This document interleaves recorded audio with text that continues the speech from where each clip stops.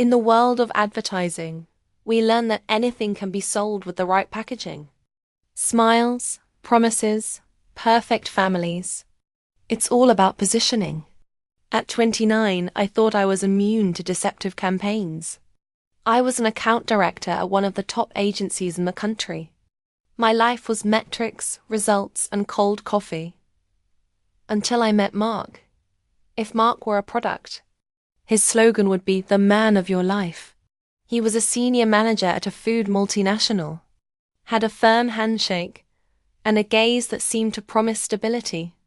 The romance lasted exactly 34 days. It was intense. It was planned. And to me, it was the start of a life together. But the market is volatile. A month later, the pregnancy test came back positive. I remember every detail of that night. The restaurant was expensive. The lighting was low. When I told him, the spark in his eyes wasn't joy. It was the look of an executive facing a catastrophic loss.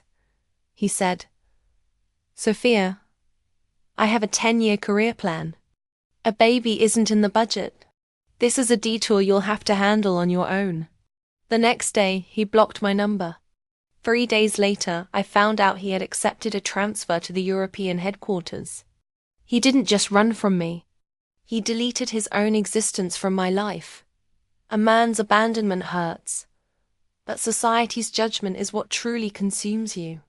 My parents, conservative and obsessed with appearances, didn't give me a hug. They gave me an ultimatum. How could you, a smart woman, let yourself be fooled? What will the neighbors say? At the agency, the looks change. I was the single mother, a label that, in the corporate world, seems to come with a tag of less available or emotionally unstable. I heard the whispers in the hallways. I lost major accounts because clients wanted someone who was 110% focused. I saw the bottom of the pit. I found myself crying on the bathroom floor between meetings, trying to hide morning sickness while calculating how I'd pay rent and health insurance alone. But it was there, in the silence of my empty apartment, that I made a decision.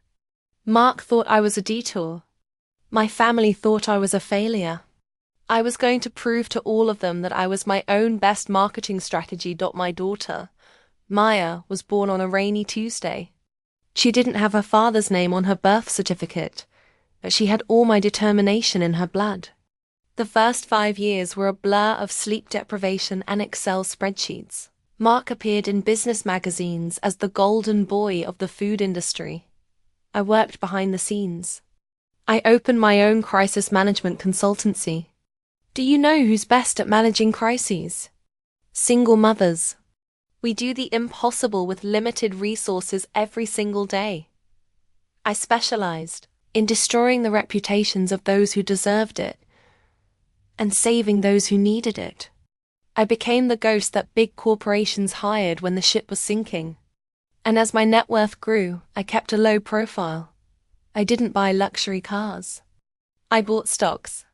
Specifically, stocks in the multinational where Mark was now global director of operations. I was playing the long game.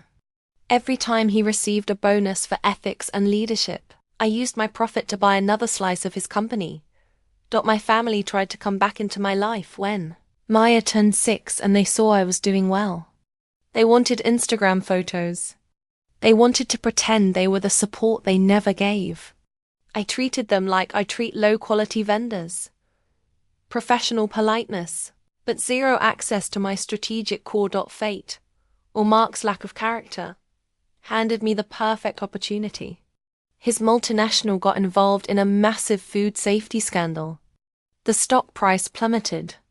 The board was desperate. They needed the best crisis consultant in the country. They called me.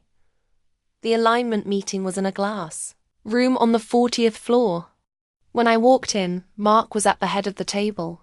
He had aged well, but his gaze was still the same as 15 years ago. He didn't recognize me. To him, I was just Dr. Collins, the savior of the day.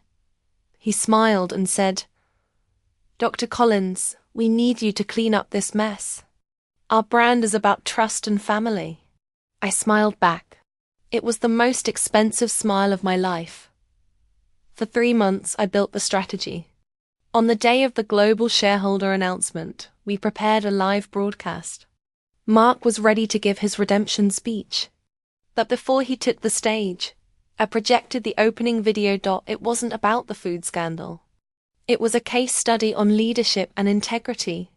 On the big screen, documents appeared, not just from the company, but proof of how that man, who talked about child nutrition, had abandoned his own daughter without a cent of assistance for over a decade. I showed screenshots of messages from 15 years ago. I showed the contrast between the public discourse and the private rot. The silence in the room was absolute. Mark turned pale. He tried to say it was a personal matter. That's when I took the stage. It's not personal, Mark. It's about ethical compliance. As the majority shareholder of the fund that just acquired control of this company during the stock dip, I declare that you no longer meet the moral requirements for this position. I fired him. In front of the world. For the lack of corporate ethics that began the day he thought a life was a budget error. Many people called me vengeful. My family said I went too far.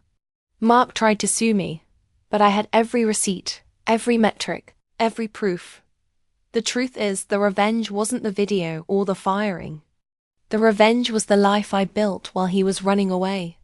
It was seeing Maya grow into an incredible woman, knowing she never needed a man who considered her a loss.